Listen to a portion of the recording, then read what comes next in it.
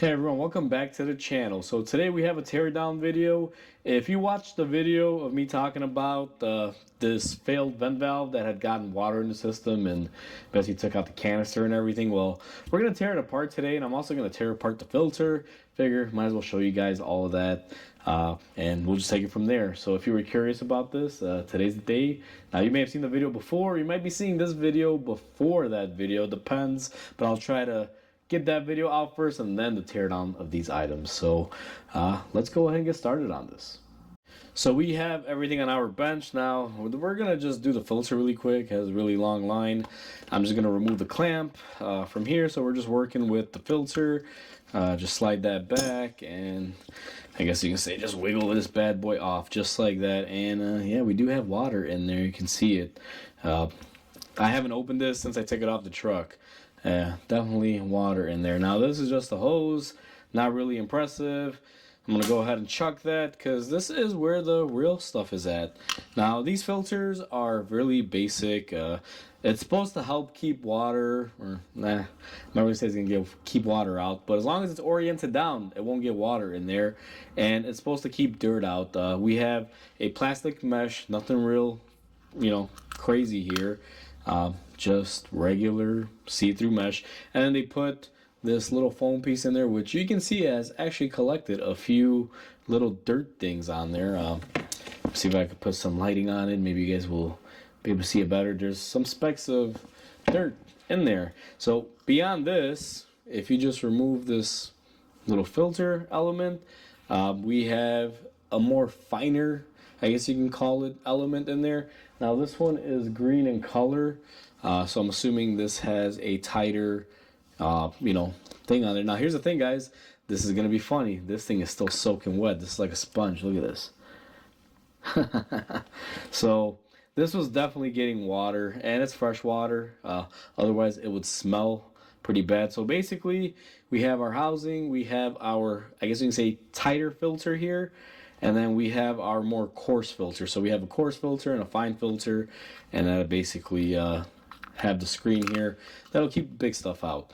Now this will work great as long as these are clocked correctly. For those of you GM owners out there, there's a certain position these have to go in, and I don't know if they're all the same. I think certain model years, depending on which truck you have, whether it's a Tahoe or Sierra or Suburban or Yukon or whatever, they might have different things in that area. So these may be routed a little bit differently and clocked differently. And what I mean by clocking is that if this is the ground, this is the sky, you're probably not going to want to phase this up, because any water that might get on top of this will get entry. So these usually have to sit kind of at like a angle, if I recall correctly. So be mindful of that. But anyway, that's the filter. That is no longer our issue. Now we also have the vent valve with the tubing. Again, I left all of this intact. We're going to go ahead and remove this clamp, and I don't know if the camera caught that. We had water, you can see here. Now let me see if this will have water in it. I see remnants of it, but either way, just a plastic line. One side has a special connector, one side is just regular. I'm gonna go ahead and chuck that in the trash, and this is our vent valve.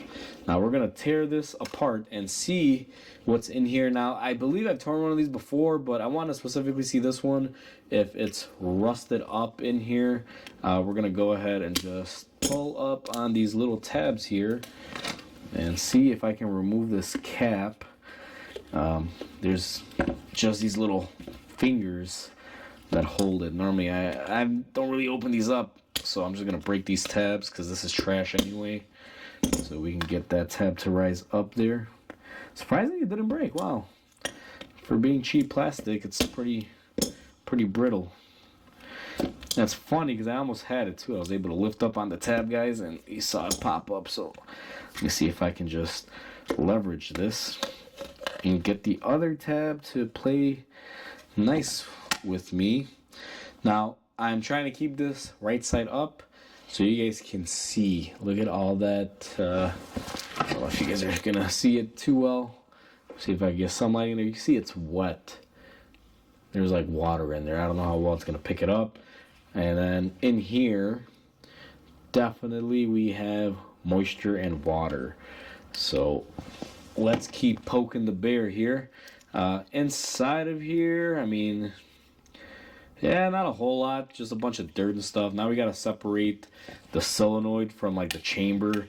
These are kind of weird in the sense that this part of it is like a chamber, and the design is, I guess, technically supposed to help if maybe a little water gets in here because it is a little bit raised, but the valve is right here. So if any moisture gets in there, it's going to corrode this valve and hurt it. So let me see here how they have it set up. So I know this spins off, but we're going to break this tab, and then this should release this part of it. And there's the bottom of that, and there is water in there as well. Water on this too. Now for the solenoid portion, I'm not gonna lie to you guys, it's gonna be a tough one because these are all sealed up. But let me see what I can do here. Maybe we can crack this open in half, hit it with a hammer. Not exactly sure how we're gonna be able to achieve this, but when in doubt, hammer it out.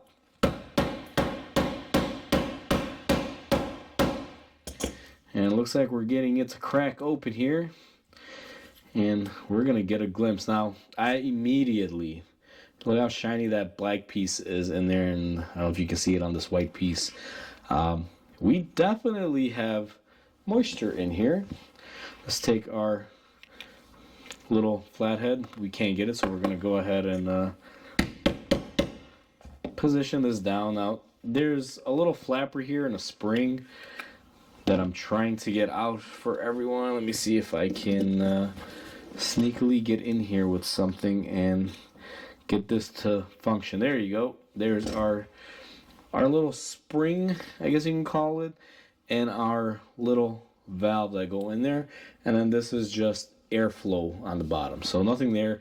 And the spring is wet, the rubber is wet, everything is wet here.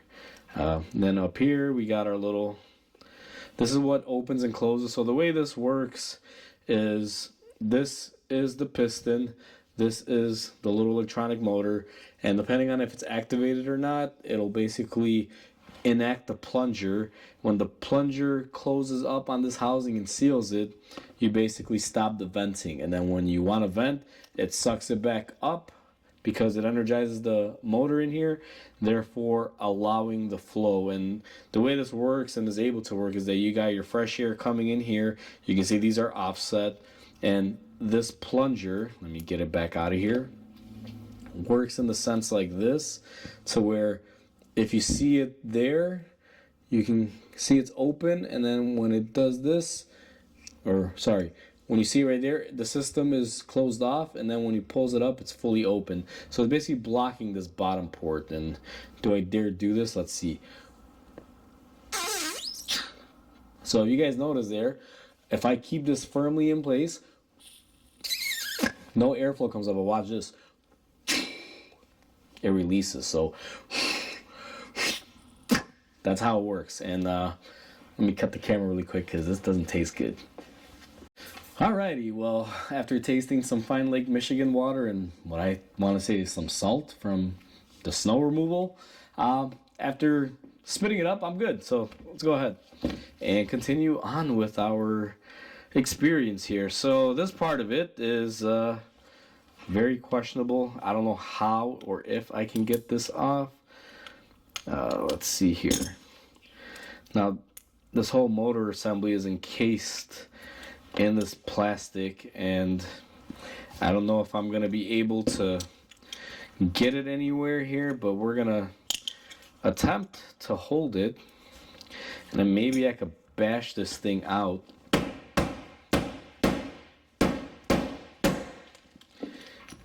Yeah, it's not really doing anything, which is not surprising to me, but let's see if we can crack this loose.